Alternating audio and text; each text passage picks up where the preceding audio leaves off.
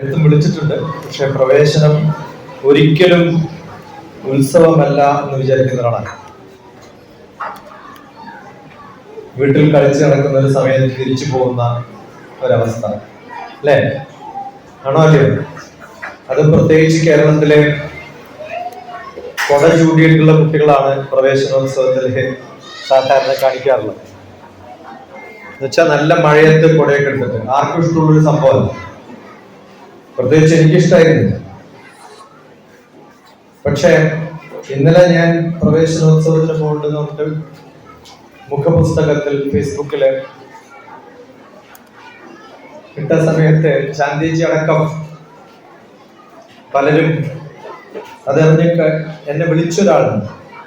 ഒന്ന് രണ്ട് പേര് ജീവിതത്തിലെ ഏറ്റവും നല്ല ദിവസം സ്കൂളിലേക്ക് തിരിച്ചു പോകാറുള്ളതാണ്. കാരണം പഴയ സുഹൃത്തുക്കളെ കാണാം, പുതിയ സുഹൃത്തുക്കളെ കാണാം.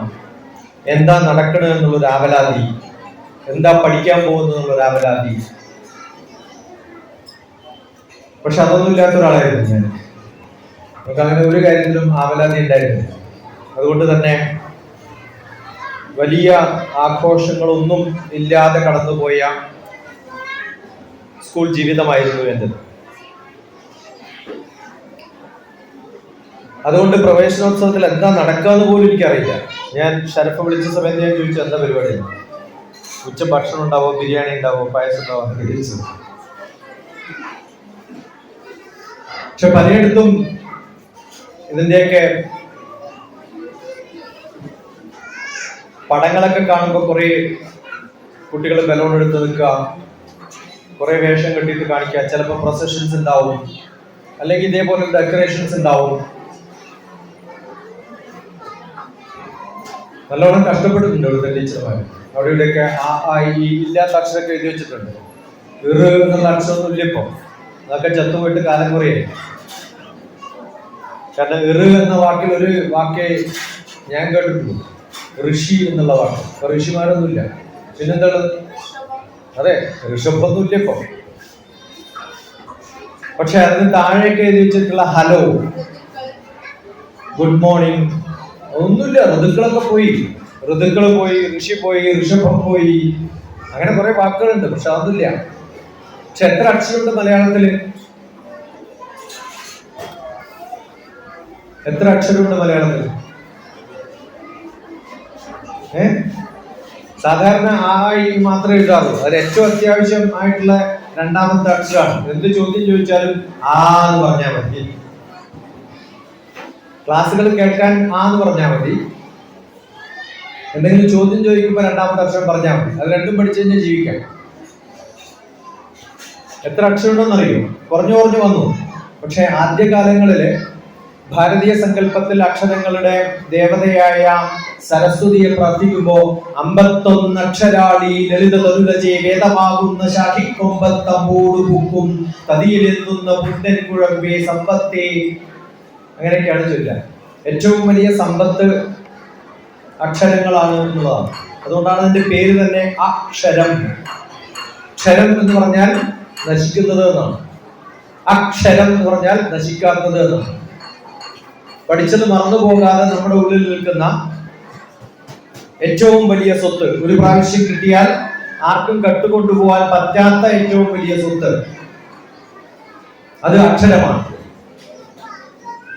ആ അക്ഷരം നമ്മുടെ ജീവിതത്തില് ഇപ്പൊ പഠിക്കുമ്പോ പലരും പറയുന്നത് ഇപ്പം കഷ്ടപ്പെട്ട് ബുദ്ധിമുട്ടി ഒക്കെയാണ് പറയുക.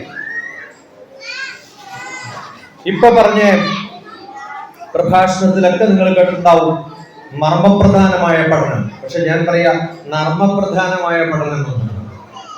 പഠനം വളരെ സീരിയസ് ആയിട്ടുള്ള ഒരു സംഭവം ആവരുതെന്ന് വിശ്വസിക്കുന്നതാണ്. പഠന ഭാരം, ആ ഭാരമൊക്കെ പോകണം. പുതിയ ന്യൂ എഡ്യൂക്കേഷൻ പോളിസി പറയുന്നത് തന്നെ നമ്മുടെ പാരമ്പര്യത്തിൽ ഉറച്ചു നിൽക്കുന്ന ഒരു പഠനം 7ാം ക്ലാസ് വരെയെങ്കിലും വേണമെന്നാണ്. അത് ഏത് മീഡിയ ആയാലും, ഇംഗ്ലീഷ് മീഡിയ ആയാലും മലയാളം മീഡിയ ആയാലും, നമ്മുടെ മാതൃഭാഷയായ മലയാളം അസലായിട്ട് സംസാരിക്കാൻ പറ്റുന്ന ഒരാൾക്ക് മാത്രമേ മറ്റു ഭാഷകളും സാധിക്കൂ. പലരും ചോദിക്കാറുള്ളപ്പോൾ ഞാൻ പറയാറുണ്ട്, my mother tongue is Malayalam, എന്റെ അതർ ടങ് ഈസ് ഇംഗ്ലീഷ് എന്നാണ്. പക്ഷെ എനിക്ക് മലയാളത്തിൽ കവിതകൾ എഴുതുന്നതിനേക്കാളും ഇംഗ്ലീഷിലെ കവിതകൾ എഴുതാൻ ഇഷ്ടം. എളുപ്പമാണ്. പക്ഷെ മറ്റു ഭാഷകൾക്ക് കുറെ പ്രത്യേകതയുണ്ട്. പക്ഷെ നമ്മുടെ ഭാഷ മറന്നുപോയി. തൊട്ട അയൽപക്കത്തുള്ള നമ്മുടെ നാടാണ് തമിഴ്നാട്. അവര് ഒരു വ്യക്തിയെ രാവിലെ കാണുമ്പോ ഗുഡ് മോർണിംഗ് പറയാറില്ല, ഹലോ എന്ന് പറയാറില്ല. എന്താ പറയാറില്ല? വണക്കം എന്നാ പറയുക. അത് മലയാള വാക്ക് കൂടിയാണ്. പക്ഷേ ഞാൻ എന്റെ ജന്മത്തിൽ കേട്ടിട്ടില്ല ഒരു മലയാളിയും വണക്കം എന്ന് പറയുന്നത്. ആ വണക്കം ഇല്ല, അതാണ് നഷ്ടപ്പെട്ടു പോയത്. വണങ്ങാനുള്ള ഒരു അല്ലേ, അതുള്ളവരാണ് തൊട്ടടുത്ത്. അതുകൊണ്ടാണ് നമ്മൾ അവിടുന്ന് പച്ചക്കറി കൊണ്ടുവരേണ്ടി വരുന്നത്. അത് തിന്നിട്ട് നമ്മൾ നന്നായില്ലല്ലോ, അവിടുത്തെ ഭക്ഷണം കഴിച്ചിട്ട് പോകും. അപ്പൊ സ്വന്തം ഭാഷയെ സ്നേഹിക്കുന്ന ഒരു നാടായി മാറണം. ഇംഗ്ലീഷ് മീഡിയം നല്ലതാണ്. ഇംഗ്ലീഷിൽ ഏതുപോലെ നമുക്ക് സംസാരിക്കാൻ പറ്റുമോ അത്രയും സംസാരിക്കണം. അതുപോലെ മുൻ പ്രഭാഷകൻ പറഞ്ഞിട്ടുള്ള മാനവികത, മനുഷ്യത്വമാണ് വേണ്ടത്. വിദ്യാഭ്യാസത്തിൽ 2 ലക്ഷ്യങ്ങളുണ്ടെന്നാണ് പറയുക. ഒന്ന്, life giving education. Life giving education എന്ന് പറഞ്ഞാൽ എനിക്ക് ജീവിതത്തിൽ കാശുണ്ടാക്കാൻ സാധിക്കുന്ന, എനിക്ക് സമ്പാദ്യം ഉണ്ടാക്കാൻ സാധിക്കുന്ന, എനിക്ക് സ്വത്തുണ്ടാക്കാൻ സാധിക്കുന്ന, എനിക്ക് പദവികൾ തരാൻ സാധിക്കുന്ന, ഉന്നതിയിൽ എന്നെ എത്തിക്കാൻ സാധിക്കുന്ന വിദ്യാഭ്യാസം എനിക്ക് വേണം. പക്ഷേ 3 വയസ്സ് മുതൽ 7ാം ക്ലാസ് വരെയുള്ള ആ കാലഘട്ടത്തിൽ, ടീനേജ് എത്തുന്നത് വരെ കുട്ടികൾക്ക് വേണ്ടത് മാനവികതയുടെ എഡ്യൂക്കേഷനാണ്. എന്താവണം ജന്മം എന്ന് അറിയുന്ന ഒരു പഠനം. അത് വേണമെങ്കിൽ വിദ്യാഭ്യാസം മനസ്സിന്റെ ഉള്ളിൽ നിന്ന് തന്നെ വരണം, അല്ലാതെ പുസ്തകങ്ങളിൽ നിന്ന് വന്നിട്ട് കാര്യമില്ല. അതുകൊണ്ട് പുസ്തകം നോക്കി അല്ല 7ാം ക്ലാസ് വരെ ടീച്ചർമാരെ പഠിപ്പിക്കേണ്ടതെന്നാണ് പുതിയ വിദ്യാഭ്യാസ സമ്പ്രദായത്തിൽ. ഫിൻലാൻഡിലായാലും ഭാരതീയ പൈതൃകത്തില് പണ്ട് കാലത്ത് ഇന്ത്യയിൽ ഉണ്ടായിരുന്ന പഠനവും അതുപോലെയാണ്. സ്വന്തം ഇഷ്ടം വരുന്ന സംഭവങ്ങൾ, സ്വന്തം ഇഷ്ടം പറയാൻ സാധിക്കുന്ന കുട്ടികളായി മാറുന്ന ഒരവസ്ഥ. എനിക്ക് തോന്നുന്നില്ല ഒരു സ്കൂൾസും ഒരു കുട്ടിയും യൂണിഫോം ഇട്ടിട്ട് സ്കൂൾ വരാൻ താല്പര്യപ്പെടും. അവർക്ക് അവരുടേതായ, അതുകൊണ്ടാണ് പ്രവേശനോത്സവത്തിലൊക്കെ മിക്കവാറും യൂണിഫോം ഒന്നുമില്ല. അവനവൻ ഇഷ്ടമുള്ള വസ്ത്രം ധരിക്കാനുള്ള, അവനവന്റെ ലോകം എന്ന് പറയുന്നത് ആകാശം വരെ ഉയർന്നു നിൽക്കാൻ സാധിക്കുന്ന ഒരവസ്ഥ. ആ ഘം, ഞാൻ സ്പേസ് ഡിപ്പാർട്ട്മെന്റിലാണ്, അതിന്റെ സംസ്കൃതം ഘം എന്നാണ്. അതിൽ സു ചേർക്കുമ്പോഴാണ് സുഖം ഉണ്ടാവുക, ദൂ ചേർക്കുമ്പോഴാണ് ദുഃഖം ഉണ്ടാവുക. എന്റെ സ്പേസ് നന്നാക്കാൻ എനിക്ക് സാധിക്കണം. സ്വന്തം ഇഷ്ടം കണ്ടുപിടിക്കാനുള്ള, അത് പറയാനുള്ള ഒരു അവസ്ഥ നമുക്ക് ഉണ്ടാവും. ഇപ്പൊ അടുത്ത ഒരാഴ്ച മുൻപാണ് A+ന്റെ ആഘോഷങ്ങൾ ഉണ്ടായത്. എല്ലാ ഫേസ്ബുക്കുകളിലും പിക്ചർ നോക്കിയാൽ അച്ഛനും അമ്മയും ടീച്ചർമാരും ഒക്കെ A+ലിട്ട കുട്ടികളെ അടുത്ത് ചേർത്ത് കെട്ടിപ്പിടിച്ചിട്ടുള്ള പടം കാണും. I am proud of you. ഞാൻ എന്റെ കുട്ടികളിൽ അഭിമാനം കൊള്ളുന്നു. 364 ദിവസവും കുട്ടിയെ തൊടാത്ത അച്ഛനും അമ്മയും A+ കിട്ടിയ ഒരു ദിവസം മാത്രം കെട്ടിപ്പിടിച്ചിട്ട് പടമുള്ളൂ. അത് വളരെ സ്പെഷ്യൽ ആയിട്ടുള്ള ഒരു കാര്യമാണ് അല്ലെ? അമ്മ മക്കളെ കെട്ടിപ്പിടിക്കുന്നതും ടീച്ചർമാർ മക്കളെ കെട്ടിപ്പിടിക്കുന്നതും ഒക്കെ എങ്ങനെയാ ഒരു സ്പെഷ്യൽ ആയിട്ട് ചിത്രം എടുത്തിട്ട് ഇടാവുന്ന പ്രത്യേകതയുള്ള സംഭവമായി മാറുന്നത്? ഇടയ്ക്ക് നടക്കുന്ന സംഭവമായതുകൊണ്ടാണ്. എല്ലാ ദിവസവും നടക്കുന്നതാണെങ്കിലും പങ്കെടുക്കുന്നു. അപ്പൊ ലോകം A+ കിട്ടിയ കുട്ടികളുടെ മാത്രം ഒരു കാലമായി മാറി. നമ്മൾ അറിയേണ്ടത് അത് കിട്ടുന്ന കുട്ടികളെക്കാളും കൂടുതൽ കിട്ടാത്തവരുണ്ട്. അവരുടെ ദുഃഖം പലരും പറയാറില്ല. പക്ഷെ അങ്ങനെ കിട്ടാനായിട്ട് ദുഃഖമൊന്നുമില്ലാത്ത ഒരാളായിരുന്നു.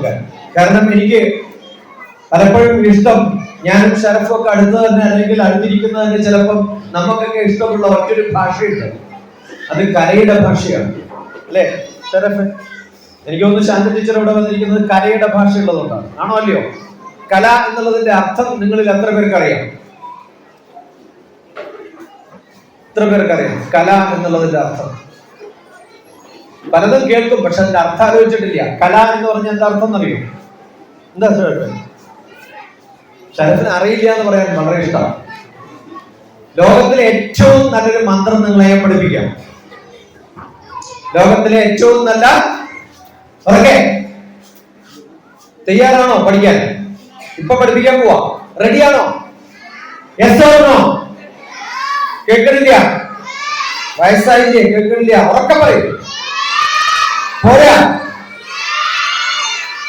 ആ മന്ത്രം ശരിക്കും കേട്ടോളണം. ഞാൻ പറയുമ്പോ ഉറക്കെ പറയണം. 3 പ്രാവശ്യം പറയണം. ഞാൻ 1 പ്രാവശ്യം പറയുള്ളൂ. റെഡിയാണോ? I don't no. എന്താണ് ഏറ്റവും വലിയ മന്ത്രം? I don't no. എന്ത് ചോദിച്ചാലും പറയേണ്ട ഒരു ഉത്തരാണ് എന്ത്? ഞാനിപ്പോ നിങ്ങളോട് ചോദിച്ചു കലയുടെ അർത്ഥം അറിയോ? നിങ്ങൾ ആരും മിണ്ടിയില്ല. കാരണം എല്ലാ കുട്ടികളെയും അച്ഛനും അമ്മയും ടീച്ചർമാരും പഠിപ്പിക്കുന്നത് മിണ്ടാണ്ടിരിക്കാനാണ്. ഞാൻ സാധാരണ പറയാറുള്ളത് മിണ്ടാണ്ടിരിക്കുന്നവരോടാണ് ഞാൻ ഷൗട്ട് ചെയ്യാറുള്ളത്. ഏറ്റവും കൂടുതൽ ചറപറ വർത്തമാനം പറയുന്ന കുട്ടികളെ അതിൽ നിന്നും കൂടുതൽ പറയിപ്പിക്കുന്നവരായി മാറ്റുന്നതാണ് ഏറ്റവും നല്ല സ്കൂൾ.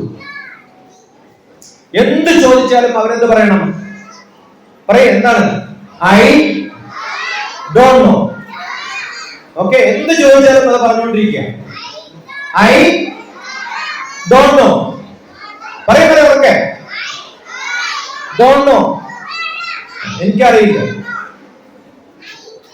കല എന്നതിനർത്ഥം നമ്മൾ ചന്ദ്രനെ പൂർണ്ണമായിട്ട് കാണുമ്പോൾ ചന്ദ്രൻ എന്നാണ് പറയാറ്. ചന്ദ്രനെ കുറച്ച് മാത്രം കാണുമ്പോൾ പറയുന്ന വാക്കാണ് ചന്ദ്രകല. കുറച്ച് മാത്രം അറിയൂ എന്നുള്ളതാണ്, അറിവില്ലായ്മ എന്നുള്ളതാണ് കലയുടെ സാരം. പക്ഷേ അത് തന്നെയാണ് ഞാനിപ്പോ പറഞ്ഞ മന്ത്രവും. ആ കലയാണ് നമ്മളിൽ വേണ്ടത്. അറിവില്ല എന്നുള്ള അറിവ് നമ്മളിൽ ഉണ്ടാവുമ്പോൾ നമ്മൾ കലാകാരന്മാരെ. ഞാനൊക്കെ സയന്റിസ്റ്റായിട്ട് ജീവിച്ച് കാലങ്ങൾ കളയുന്ന ഒരാളാണ്. ഒരിക്കലും ഒരു സയന്റിസ്റ്റ് ഗവൺമെന്റിനെ കുറ്റം പറയാറില്ല. കാരണം അവർക്ക് ജീവിച്ചു പോകണമെങ്കിൽ ഗവൺമെന്റ് സപ്പോർട്ട് വേണം. അതുകൊണ്ട് വളരെ ചുരുക്കം പേരാണ് സയന്റിസ്റ്റുകൾ കലാകാരന്മാരായിട്ടും കവികളായിട്ടൊക്കെ കാണുന്നത്. കാരണം അവർക്ക് എന്തിനേയും കുറ്റം പറയാനും കുറവ് പറയാനും ഉള്ള അധികാരമുണ്ട്. അതുകൊണ്ട് നിങ്ങളുടെ മക്കളെയൊക്കെ സയന്റിസ്റ്റ് ആക്കണം, അവരെയൊക്കെ ഏറ്റവും വലിയ പദവിയിൽ എത്തിക്കണം. പക്ഷേ ആരും കൂടെ ആക്കണം? കലാകാരന്മാരാക്കണം. 8ാം ക്ലാസ്സിന് ശേഷം എന്താവണം എന്നുള്ളത് തീരുമാനിച്ചോളൂ. പക്ഷെ 7ാം ക്ലാസ് വരെ പൂർണ്ണ സ്വാതന്ത്ര്യത്തോടു കൂടി I don't no, I don't no, I don't no എന്ന് പറയാൻ സമ്മതിക്കുന്ന മക്കളായി മാറും. പക്ഷെ ഐ ഡോണ്ട് നോ എന്ന് പറയുമ്പോ അടുത്ത ചോദ്യം ഉണ്ടാവും, വാട്ട് യു ഡോണ്ട് നോ, എന്തറിയില്ല.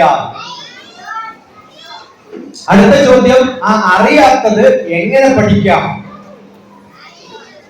അപ്പൊ എന്തറിയില്ല, എങ്ങനെ പഠിക്കണം, അത് എവിടുന്ന് പഠിക്കണം, ആരുടെ അടുത്ത് പഠിക്കണം? ആ ചോദ്യങ്ങളാണ് WWWH എന്നൊക്കെ പറയുന്നത്. അപ്പൊ അങ്ങനെ കുറെ ചോദ്യങ്ങളുണ്ട്.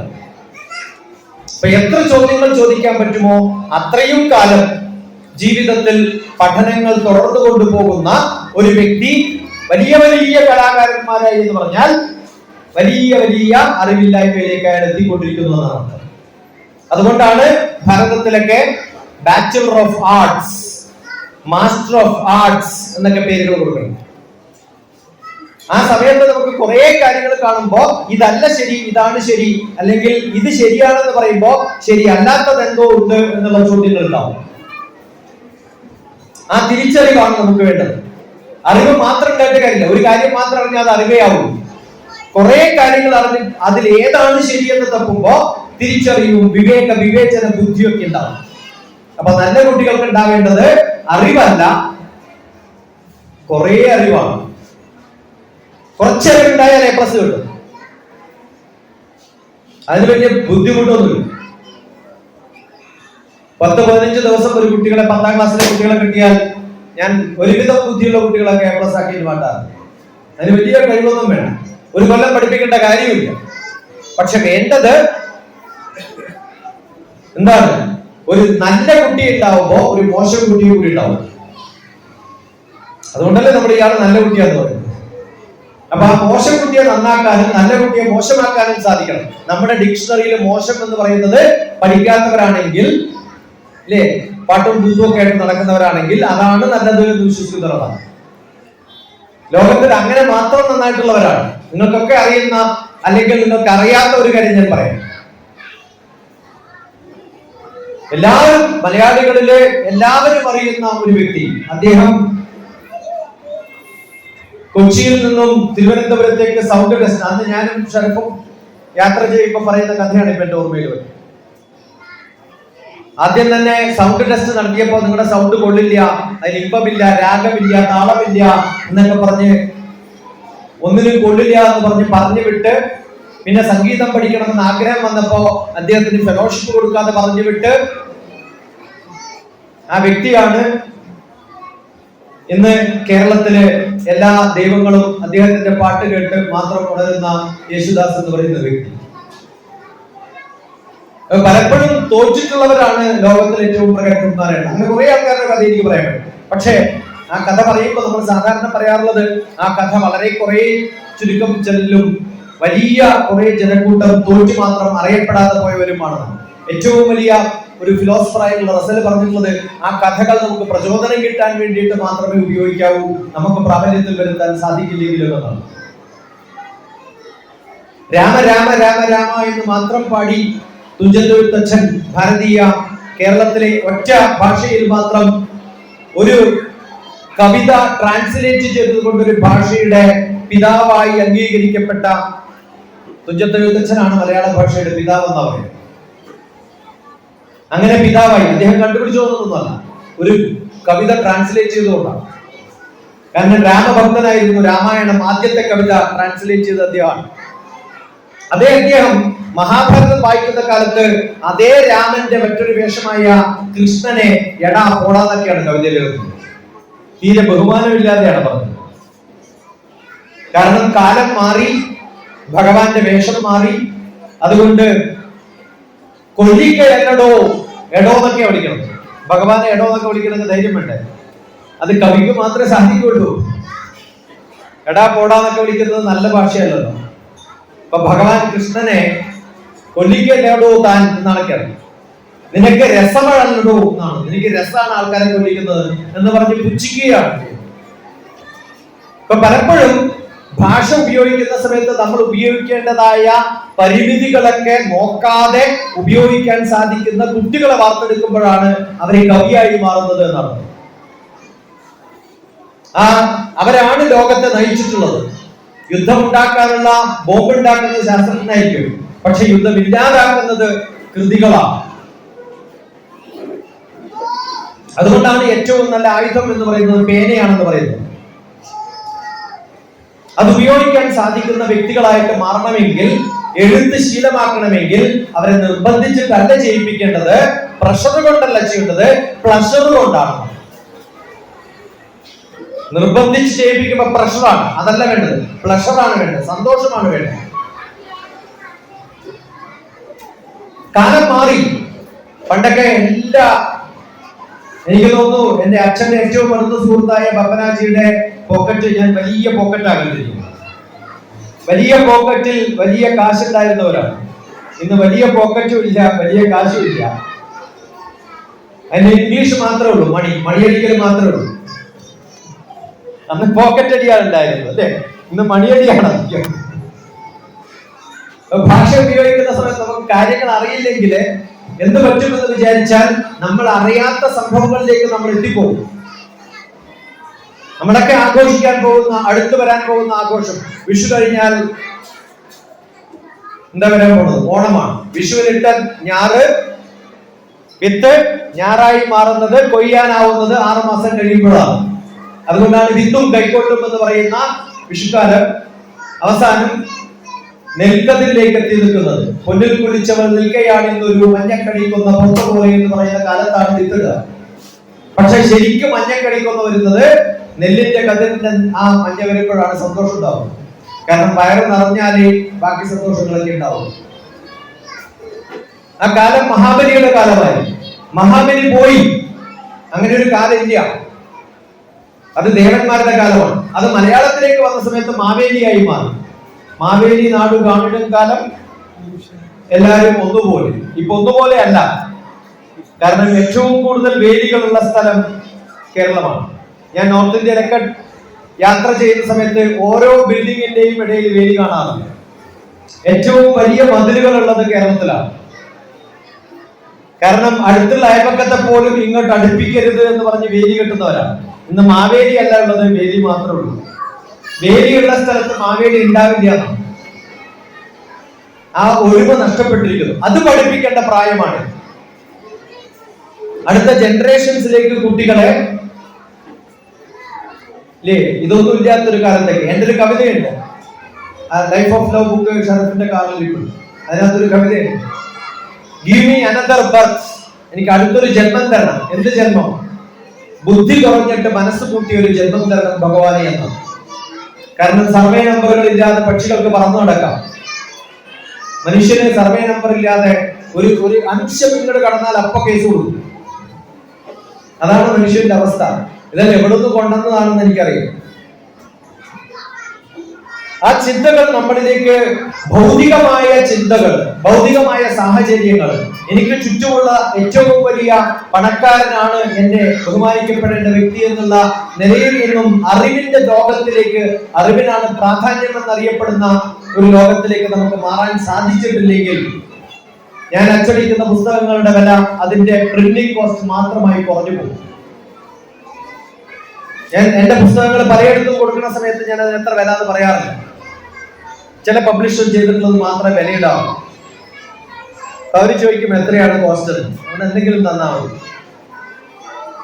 പലരും അതിന്റെ വില കാണാറുള്ളത് പ്രിന്റിംഗ് കോസ്റ്റ് ആണ്. പക്ഷെ അതിന്റെ പിന്നില് നമ്മളുടെ കുറെ വിദ്യാ അഭ്യാസങ്ങളുണ്ട് എന്ന് അറിയുമ്പോഴാണ് ആ വിദ്യയോട് ഭക്തിയും സ്നേഹവും, ആ രാജ്യത്തോടുള്ള സ്നേഹവും, ഞാൻ മലയാളിയാണെന്നുള്ള സ്നേഹവും ഒക്കെ ഉണ്ടാവുമ്പോ നമ്മളൊക്കെ ചെയ്യേണ്ടത് എല്ലാ ദിവസവും പ്രോഗ്രസ് റിപ്പോർട്ടിൽ അവസാനം മാർക്കിടലല്ല, ഓരോ ദിവസവും മാർക്കിടുക. എന്റെ അമ്മ എനിക്ക് മാർക്ക് തന്നാൽ 10ൽ എത്ര മാർക്ക് തരും, എന്റെ ഉപ്പ എനിക്ക് എത്ര മാർക്ക് തരും, എന്റെ ഉമ്മ എത്ര എനിക്ക് മാർക്ക് തരും, എന്റെ ടീച്ചർമാരെ എനിക്ക് എന്റെ സ്വഭാവത്തിൽ എത്ര മാർക്ക് തരും, ഞാൻ എന്റെ രാജ്യത്തോടുള്ള സ്നേഹത്തിൽ എനിക്ക് എത്ര മാർക്ക് ഞാൻ തരും എന്നറിയാനുള്ള ഒരു കഴിവ് നമുക്ക് ഉണ്ടാവുമ്പോ നമ്മുടെ വിദ്യാഭ്യാസത്തിന് വലിയ മമതയും പ്രാധാന്യവും ഒക്കെ ഉണ്ടാവും. ഞാൻ നിങ്ങളുടെ സ്കൂളിലെ ടീച്ചേഴ്സിനെ എന്റെ കൺസെപ്റ്റായ ഗ്രാൻഡ് മാ ചൈൽഡ് കെയർ ശിക്ഷാ ഗുരുകുലം പഠിപ്പിക്കാൻ ശ്രമിച്ചിരുന്നു. എനിക്കറിയില്ല എത്രത്തോളം പ്രാധാന്യത്തിലാവും. കാരണം ഈ പ്രായത്തിലുള്ള കുട്ടികള് ക്ലാസ്സിൽ ഇരിക്കുമ്പോ നിൽക്കുന്ന ടീച്ചറുടെ ഏത് ഭാഗത്താണ് നിങ്ങൾ ആലോചിക്കുക. ഇപ്പൊ രാവിലെ മുതൽ ഉച്ച വരെ ടീച്ചറുടെ കാലിന്റെ ഭാഗം മാത്രം കണ്ടുകൊണ്ടിരിക്കുന്ന കുട്ടികള് പീഡിപ്പിക്കപ്പെടുകയാണ്, പഠിപ്പിക്കുകയാണ്. അതുകൊണ്ടാണ് എന്റെ തോന്നലില് ഭാരതത്തിലെ ബംഗാളിലും, കഴിഞ്ഞ ആഴ്ച ലുധിയാനയിലായിരുന്നു, അതിനു മുമ്പ് ഡൽഹിയിലായിരുന്നു, കഴിഞ്ഞ 2 ദിവസം മട്ടന്നൂരിലായിരുന്നു. പറ്റുന്നിടത്തൊക്കെ ശ്രമിക്കാൻ ശ്രമിക്കുന്നു. എന്താണ് ശ്രമിക്കുന്നത്? ഗ്രാൻഡ് മാ ചൈൽഡ് കെയർ ശിക്ഷാ ഗുരുകുലം എന്നൊരു സമ്പ്രദായം. അമ്മൂമ്മമാരെ കുട്ടികളെ പഠിപ്പിക്കുമ്പോൾ അമ്മൂമ്മമാരെ ഇരുന്നിട്ട് കുട്ടികൾ നിൽക്കുക ചെയ്യും. അപ്പൊ അവരുടെ ലെവലിൽ അവർക്ക് സംസാരിക്കാൻ പറ്റും. അങ്ങനെയാണ് ടീച്ചർ ആവേണ്ടത്, അങ്ങനെ ആയിരുന്നു പണ്ട്. ആ പഠനമാണ് യഥാർത്ഥ പഠനം. അതുകൊണ്ട് 3 വയസ്സ് മുതൽ 3ാം ക്ലാസ് വരെ പഠിപ്പിക്കുന്ന കുട്ടികളെ എങ്ങനെ പഠിപ്പിക്കണമെന്ന് കുറെ പുസ്തകങ്ങൾ എഴുതിയിട്ടുണ്ടെന്ന് പല പ്രാവശ്യം ഞാൻ പറഞ്ഞിട്ടുണ്ട്. പക്ഷെ ആർക്കും അതിനൊരു താല്പര്യം കണ്ടില്ല എന്നുള്ളതാണ് സങ്കടകരമായ അവസ്ഥ. താല്പര്യമുള്ള സ്ഥലമുണ്ട്. അപ്പം ഈ മാസം അവസാനം കൽക്കട്ടയിലാണ് 3 ദിവസം. അത് പഠിപ്പിക്കാൻ വേണ്ടിയിട്ടാണ്. ജൂലൈ ആദ്യ വാരത്തില് ശ്രീലങ്കയിലാണ്, അത് കഴിഞ്ഞാൽ അവസാനം ഗോവയിലാണ്. ടിബറ്റിൽ നിന്നും നേപ്പാളിൽ നിന്നൊക്കെ ടീച്ചർമാർ വരുന്നു ഇത് പഠിക്കാൻ വേണ്ടി. അവിടെയൊക്കെ പ്രാബല്യത്തിൽ വരുത്താൻ പോകുന്ന ഒരു സിദ്ധാന്തമാണ്. അപ്പൊ നല്ലപോലെ മാറ്റം വരുത്താൻ തയ്യാറാവണം എന്നാണ് എന്റെ വിശ്വാസം. ആണോ ഷറഫെ? ആണോ? തയ്യാറാവണം ഇപ്പോൾ തന്നെ. ഞാൻ എന്നെക്കാളും നന്നായിട്ട് പാടുന്ന ഒരാളുണ്ടാവുമ്പോൾ ഞാൻ പാടുന്നതാണ് അല്ലേ? ഷറഫിന്റെ ഒരു പാട്ടോട് കൂടി നമുക്ക് നിർത്താം. അധികം പ്രസംഗിച്ചാൽ അധികം പ്രസംഗമാവുന്ന എനിക്ക് നന്നായിട്ട് അറിയാം. അപ്പോ മാറ്റങ്ങൾ ഉണ്ടാവട്ടെ, മാറ്റങ്ങൾക്കുള്ള തിരികൊളുത്താൻ സാധിക്കട്ടെ. ഞാനിവിടെ വന്നിട്ടുള്ളത് എനിക്ക് BTM പണ്ടേ ഉണ്ട്. പക്ഷെ ഞാനിവിടെ ഇടയ്ക്കിടയ്ക്ക് വരാൻ തുടങ്ങിയത് ഷറഫുള്ളപ്പോഴാണ്. ഞാൻ പലപ്പോഴും പറയാറുണ്ട്, ഒരു മല കയറുന്നവന് ആദ്യം വേണ്ട കഴിവ്, മല സ്ഥിരമായിട്ട് അവിടെയുണ്ട്. ഒരു പ്രാവശ്യം പകുതി കയറി എത്താൻ പറ്റിയില്ലെങ്കിൽ അയാൾക്ക് തോന്നുന്നത് മലയുടെ ഉയരം കൂടാറില്ലല്ലോ, ഉണ്ടോ? പക്ഷെ എന്റെ കഴിവ് കൂടും എന്നുള്ളൊരു ആത്മവിശ്വാസമാണ്. ഒരു മലക്കയറ്റക്കാരന് തോക്കുമ്പോഴുണ്ടാവുന്ന, ഞാൻ പഠിക്കുമ്പോൾ പഠനത്തിൽ എപ്പോഴെങ്കിലും തോറ്റുപോയാൽ എനിക്കുണ്ടാവേണ്ട ആത്മധൈര്യം എന്ന് പറയുന്നത് സിലബസിൽ മാറ്റം ഉണ്ടാവില്ല, പക്ഷെ എന്നിൽ മാറ്റം ഉണ്ടാവും. ആ കാലം മാറി. ഇപ്പൊ വേണ്ടത്, ലോകം മാറിക്കൊണ്ടിരിക്കുകയാണ്. പഠിക്കുന്നവന് വേണ്ടത് 3-2-1 വേൾഡ് എഡ്യൂക്കേഷൻ ആണ്. Third decade of 21st century education. പല ട്രെയിനിങ് പ്രോഗ്രാമുകളിലും നിങ്ങൾ അറ്റൻഡ് ചെയ്തതിൽ കേൾക്കാത്തൊരു വാക്കാണ് 21st സെഞ്ചുറി എഡ്യൂക്കേഷൻ. 21ാം നൂറ്റാണ്ടിന്റെ എഡ്യൂക്കേഷൻ. 21ാം നൂറ്റാണ്ട് എന്ന് പറഞ്ഞാൽ 100 കൊല്ലാണ്. എഡ്യൂക്കേഷൻ 100 കൊല്ലത്തിലല്ല, മാറ്റമില്ലാത്തതല്ല. അതുകൊണ്ട് മല കയറുന്നവന്റെ ഒരു കഴിവല്ല പഠിക്കുന്നവന്റെ കഴിവ്. അവൻ എല്ലാ ദിവസവും മാറിക്കൊണ്ടിരിക്കുന്നതിനെയാണ് മുന്നിൽ കാണുന്നത്. അത് മാറാനുള്ള ഒരു കഴിവ് നമുക്ക് ഉണ്ടാവണം. ആ കഴിവാണ് ഈ കവിതയിൽ കാണിക്കുന്നതെന്നാണ് എന്റെ വിശ്വാസം. Thank you. Thank you so much, Dr. DPS, for those inspiring words. കവിത പാടാൻ പറഞ്ഞു, എല്ലാരെ കൊണ്ടും പാടിക്കണം. പ്രസംഗിക്കാറില്ല, കവിത പാടാനാണ് DPS എടുത്ത് പറഞ്ഞത്. പെട്ടെന്ന് പറഞ്ഞതുകൊണ്ട് ഏതായാലും ഞാൻ കവിത പാടാം. എല്ലാവരും കൂടെ പാടുകയാണെങ്കിൽ നല്ലത്. കാരണം എനിക്ക് ആശംസയെക്കാളും നല്ലത് ഈ ഒരു കവിത ഒരു ജീവിതത്തിൽ മന്ത്രമായി എടുക്കുക എന്നുള്ളതാണ്. പ്രത്യേകിച്ച് ഇന്നത്തെ ഈ ദിവസത്തിന്റെ ഈ കവിതകൾ പാടുന്നത് എല്ലാം കൊണ്ടും അനുയോജ്യമാണ്.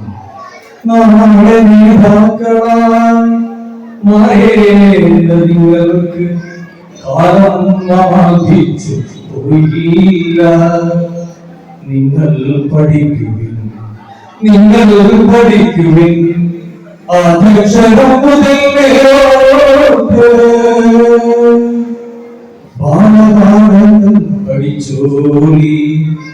മതിയാകില്ലെങ്കിലും നന്നായി പഠിച്ചോളി. ഇപ്പോൾ തുടങ്ങും എല്ലാം നിങ്ങൾ പഠിക്കണം. തയ്യാറാവണം ഇപ്പോൾ തന്നെ, ആത്മശക്തിയായി മാറിയിടാൻ.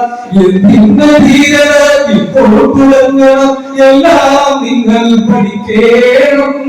തയ്യാറാവണം ഇപ്പോൾ തന്നെ, ആത്മശക്തിയായി മാറിയിടാൻ. വിദ്യാദായ മക്കളെ ഈ പുസ്തകം കയ്യിലെടുത്തോളൂ. പുത്തനൊരായുധമാണു നിനക്കും ഈ പുസ്തകം കയ്യിലെടുത്തോളൂ. പുത്തനൊരായുധമാണു നിനക്കും ഈ പുസ്തകം കയ്യിലെടുത്തോളൂ. ഓരോ ചെറു ചെറു വസ്തുവിലും വിരതൊട്ടു ചോദിക്കൂ. ഓരോ ചെറു ചെറു വസ്തുവിലും വിരതൊട്ടു ചോദിക്കൂ. എങ്ങനെ കിട്ടി നിങ്ങൾക്ക്, എങ്ങനെ കിട്ടി നിങ്ങൾക്ക്. എന്തിന് ധീരത ഇപ്പോൾ തുടങ്ങണം, എല്ലാം നിങ്ങൾ പഠിക്കണം. തയ്യാറാവണം ഇപ്പോൾ തന്നെ, ആത്മശക്തിയായി മാറിയിടാം. ഇതാണ് ഈ ദിവസം ഞങ്ങളുടെ സന്ദേശം.